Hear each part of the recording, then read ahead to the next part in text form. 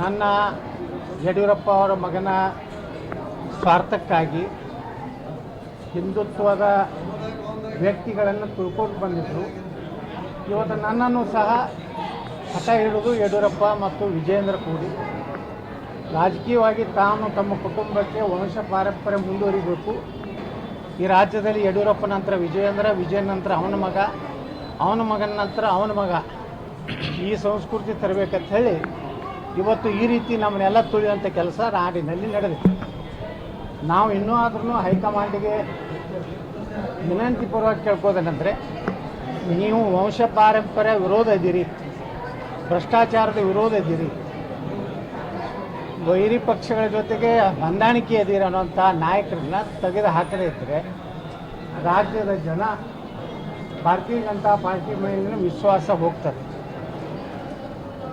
ಮುಂದಿನ ಅವಧಿಗೆ ವಿಜಯೇಂದ್ರನ್ನ ನೀವು ಮುಂದುವರಿಸೋದಾದರೆ ಅವನೇ ಮುಂದಿನ ಮುಖ್ಯಮಂತ್ರಿ ಅಂತೇಳಿ ನೀವು ಏನಾದರೂ ಕೇಂದ್ರ ಹೈಕಮಾಂಡ್ ನಿರ್ಣಯ ಮಾಡಿದರೆ ಈ ರಾಜ್ಯದ ಜನ ಒಂದು ಹೊಸ ಭವಿಷ್ಯವನ್ನು ನೋಡ್ಕೊಳ್ಳಿಕ್ಕೆ, ರಾಜ್ಯದ ಅಭಿವೃದ್ಧಿಗಾಗಿ ಪ್ರಾಮಾಣಿಕ ಭ್ರಷ್ಟಾಚಾರ ರಹಿತ ಸನಾತನ ಧರ್ಮವನ್ನು ರಕ್ಷಣೆ ಮಾಡುವಂಥವ್ರು ಅನಿವಾರ್ಯವಾಗಿ ಒಂದು ಗಟ್ಟಿಯಾದಂಥ ನಿರ್ಣಯವನ್ನು ತೆಗೆದುಕೊಳ್ಳುವಂಥ ಕಾಲ ಬರ್ತದೆ. ಯಾಕಂದರೆ ಇವತ್ತು ಹೊಸ ವರ್ಷ ಇದೆ, ಹೊಸ ಸಂದೇಶ ನಾನು ಕೊಡ್ಲಿಕ್ಕೆ ಬಯಸ್ತಾ ಇದ್ದೀನಿ.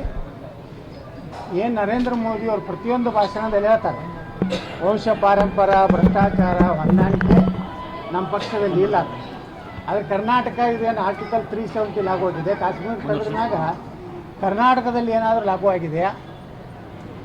ಕಾಶ್ಮೀರದಲ್ಲಿ ಎಂದೂ ಸೂರ್ಯಚಂದ್ರವರಿಗೆ ಅದು ಹೋಗುವುದಿಲ್ಲ ಅಂತ ಹೇಳಿ ಹೇಳ್ತಿದ್ರು ಕಾಶ್ಮೀರದಲ್ಲಿರುವಂಥ ನಮ್ಮ ದೇಶ ವಿರೋಧಿಗಳು. ಅದು ಕರ್ನಾಟಕದಲ್ಲಿ ಇವ್ರನ್ನ ಯಾಕೆ ನಮ್ಮ ತಲೆ ಮೇಲೆ ಹೇಳ್ತಾ ಇದ್ದೀರಿ?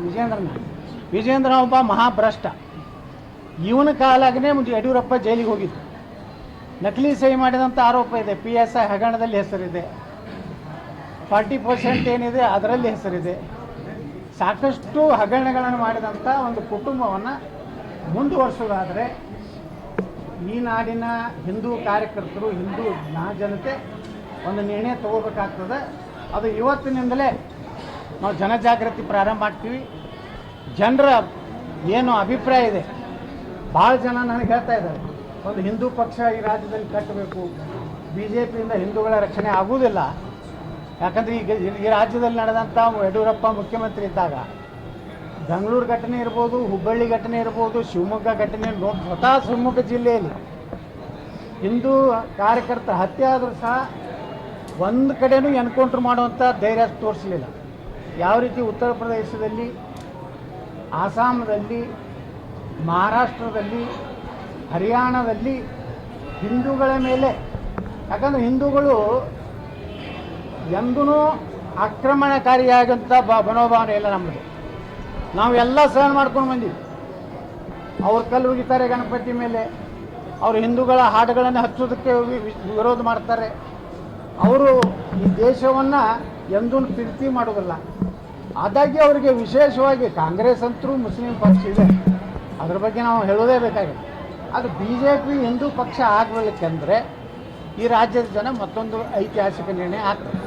ಅವಾಗ ನೀವು ಇದೇ ಯಡಿಯೂರಪ್ಪ ಕುಟುಂಬವನ್ನು ಏನಾದರೂ ನೇತೃತ್ವ ಕೊಟ್ಟರೆ ಭಾರತೀಯ ಜನತಾ ಪಾರ್ಟಿ ಹೀನಾಯವಾಗಿ ಕರ್ನಾಟಕದಲ್ಲಿ ಸೋಲ್ತದೆ. ನಾರ್ತ್ ಫಸ್ಟ್ ಉತ್ತರ ಕರ್ನಾಟಕದ ಆವಾಜ್.